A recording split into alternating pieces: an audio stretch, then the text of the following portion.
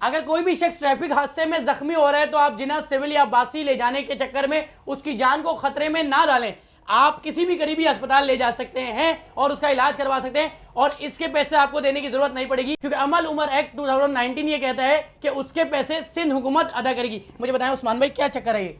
देखें जी, इसमें जो सबसे अहम बात है वो ये है कि 2019 से ये एक्ट मौजूद है कि अमल उमर के नाम से, कि जो भी हंगामी सूरत हाल कोई ऐसी आती है कि जिसमें कोई ज़ख्मी हो जाता है और उसके इलाज के हवाले से और दीगर उसके मामलात होते हैं, तो उसमें होता ये है कि जाहिर है कि ये बड़े एक्सपेंसिव होते हैं। किसी की टांग टूट गई या कोई और ऐसे मामलात हुए कि उसके खतरे में, तो आप किसी भी प्राइवेट हॉस्पिटल में, किसी भी, ये मैं चाहे कोई भी महंगे से महंगा हॉस्पिटल, उसको आप लेकर जाएंगे, उसका आप इलाज करवाएंगे और उस इलाज की सूरत में जो पैसे हैं वो हुकूमत सिंध की जिम्मेदारी है। कुछ भी नहीं, जाहिर है वो जख्मी हुआ है, वो बंदा जो है जाहिर है वो अपना NIC या जो भी है शनाख्त होगा, कोई भी मामला होगा, उसका इलाज करने का पाबंद है। और कोई एक तो एक्सीडेंट हो गया और कौन कौन से होते हैं, गन शॉट हो जाए, किसी भी जख्मी हालत, ये भी हंगामी कोई भी जख्मी हालत में, क्योंकि आजकल जो है आपको मालूम है किस तरह के ट्रैफिक हादसा हो रहे हैं और ज्यादातर लोगों की जान इसलिए चली जाती है कि वो वक्त पे अस्पताल नहीं पहुंच पाते। एक बात और इसके अंदर जो सबसे ज्यादा अहम है वो ये है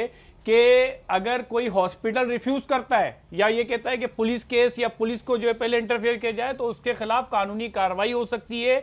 3 साल इसकी सजा है और 5 लाख रुपए जुर्माना है अगर कोई रिफ्यूज। दूसरा, इसमें जो अहम बात दूसरी भी है कि इसको किसी भी जगह पर हॉस्पिटल ट्रांसफर नहीं करेगा जब तक कि उसका इलाज जो है तसल्ली बख्श नहीं होता, या फिर ये समझा जाता है कि शायद ये हॉस्पिटल उस तरीके से पूरी तमाम रिक्वायरमेंट पूरी नहीं कर सकता था, तो फिर इसको मुंतकिल किया जाएगा। अच्छा, ट्रैफिक हादसा जो हो रहे हैं उसमें जो है लोगों की जानें भी जा रही हैं और लोग जख्मी भी हो रहे हैं, और अदालती कार्रवाई वो इसलिए नहीं करते कि वकील परेशान करेगा, कितनी फीस होगी। उस्मान भाई जो है, अगर आपके साथ नाखुशगवार ये वाकया हुआ है तो उस्मान साहब जो है उसमें कोई भी फीस नहीं लेंगे। कोई कानूनी मालूमात चाहिए उसके लिए आप रुजू कर सकते हैं। उस्मान भाई बताएं इसमें क्या सिलसिला है? देखें जी, 2 तरह के मामलात हैं। एक तो है कि जो जख्मी है उसका कोई भी ऐसा जो है मामला होता है कि जो जिंदगी भर जो है उसकी प्रॉब्लम होती है, तो वो भी मतलब हमारे मतलब वो केस किया जा सकता है जो कि डैमेजेस की सूरत में है, और जो भी इस गफलत का जिम्मेदार होगा वो डैमेजेस भरेगा। दूसरा, इसी के नतीजे में हलाकत हो जाता है तो फैमिली मेंबर्स जो हैं, जो लवाहिकीन हैं,